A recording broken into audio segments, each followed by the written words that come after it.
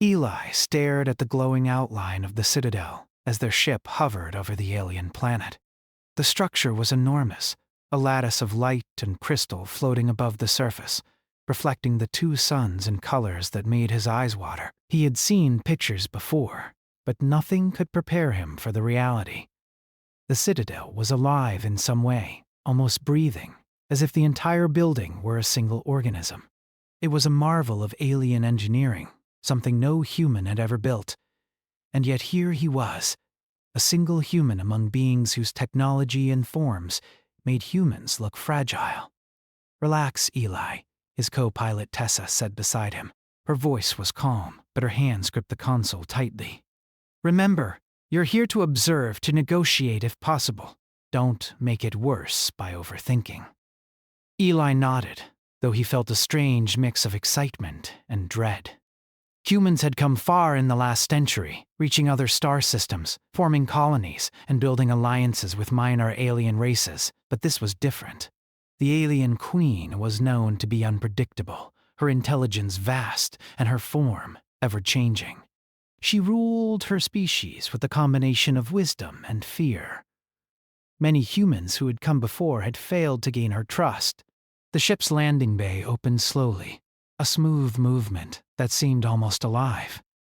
They floated down and touched the platform with barely a sound. As soon as the doors opened, a wave of heat and color hit them. The alien architecture inside was more astonishing than the outside, with translucent walls that pulsed gently with light, corridors that curved in ways that defied human geometry, and a scent in the air that was neither unpleasant nor familiar. "Stay close," Tessa whispered. "They might test you right away." Eli swallowed and followed her. They walked past alien guards who were tall and thin, their skin shimmering in shades of silver and blue. Their eyes were large and reflective, without pupils as humans understood them, and they studied Eli with the precision of predators. Despite their intimidating presence, they made no move to stop him. Perhaps the guards had already been told he was special, or perhaps the queen herself wanted him to feel small. Finally, they arrived in a grand hall. At its center stood a figure that seemed both alien and regal. The alien queen, Virelia, moved toward them. Her form shifted constantly, colors sliding across her skin like liquid metal, and shapes flowing and reforming. She was taller than Eli had imagined, her presence commanding and impossible to ignore. She paused a few meters away, tilting her head in curiosity.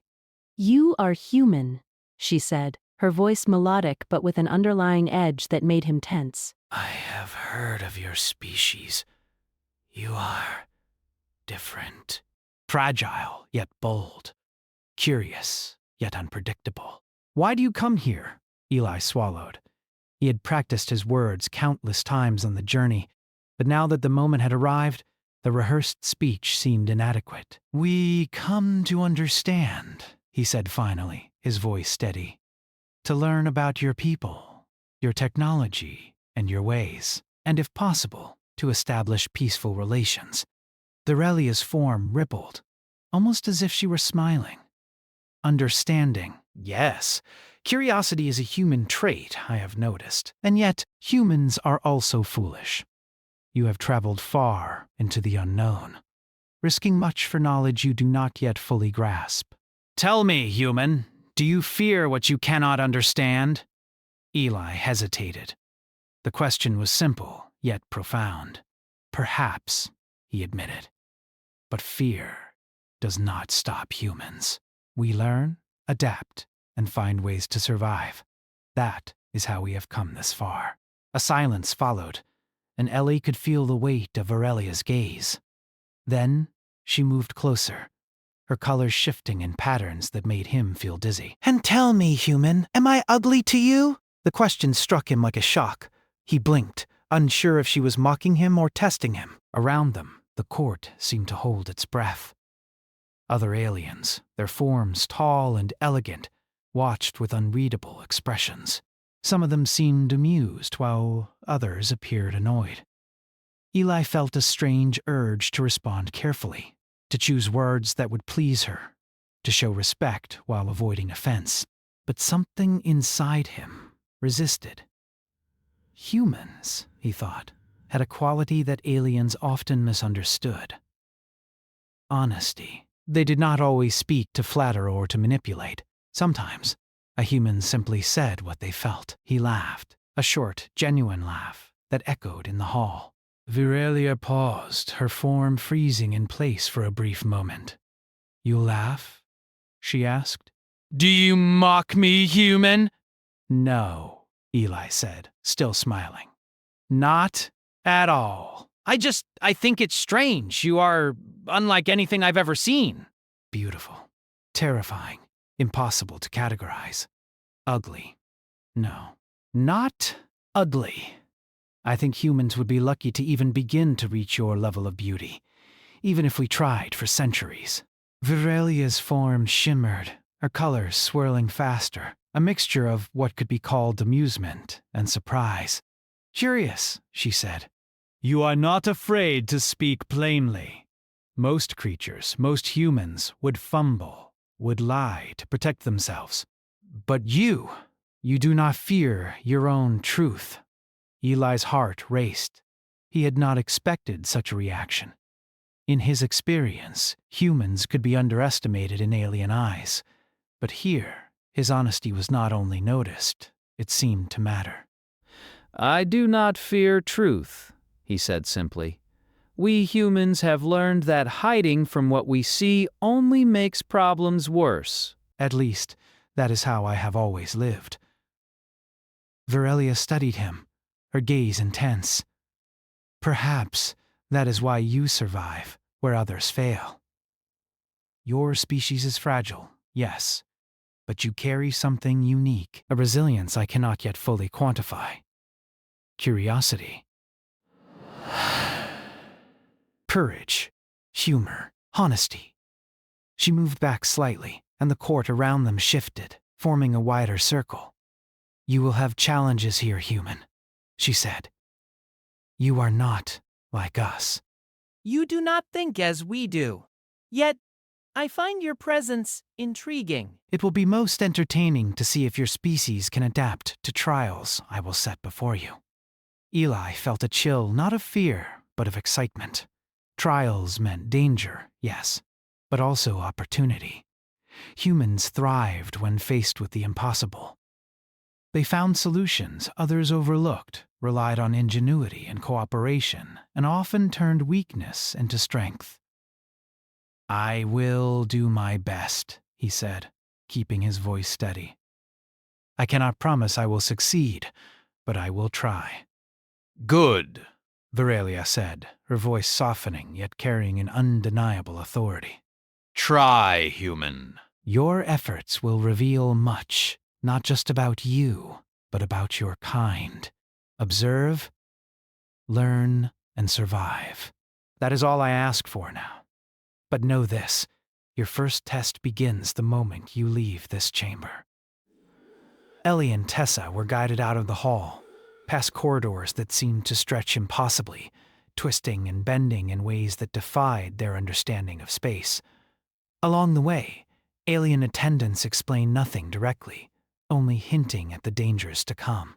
Eventually, they arrived in a training area, or so it seemed.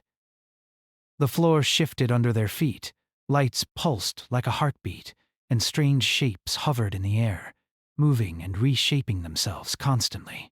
Eli realized that this was no ordinary training ground. It was a living simulation, designed to adapt to the mind and actions of those who entered. "First test," Tessa whispered. "I have read about this. You must navigate the environment, solve puzzles, and respond to stimuli. It adapts to your weaknesses, human. Don't underestimate it." Eli nodded, feeling a thrill. Humans had always excelled in unexpected situations. He glanced around, studying the shapes and lights. At first, they seemed random, chaotic even. But then he noticed patterns, subtle repetitions in the colors and movements. By observing carefully, he began to anticipate the changes.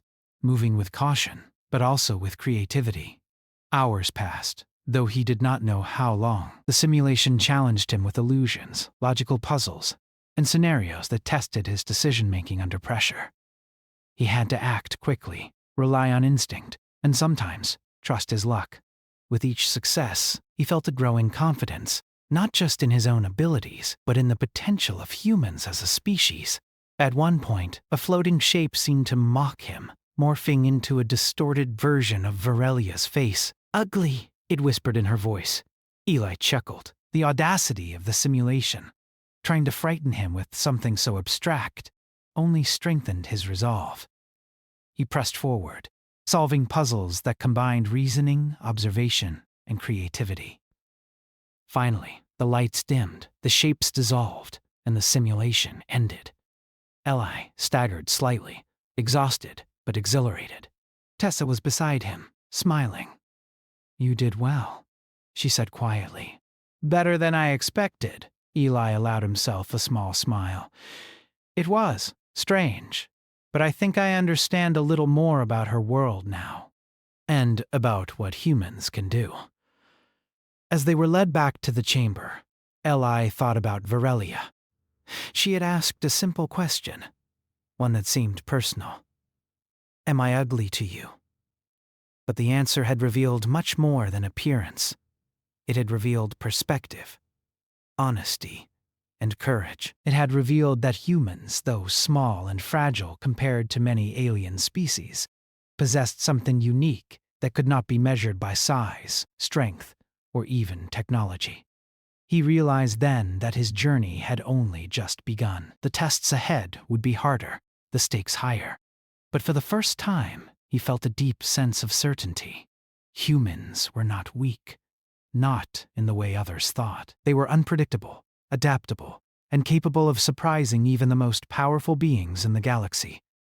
And perhaps, he thought with a quiet laugh to himself, that was exactly what made them dangerous.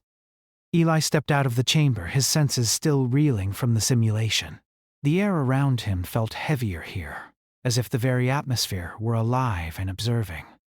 Virelia's court was quiet, yet the energy was palpable.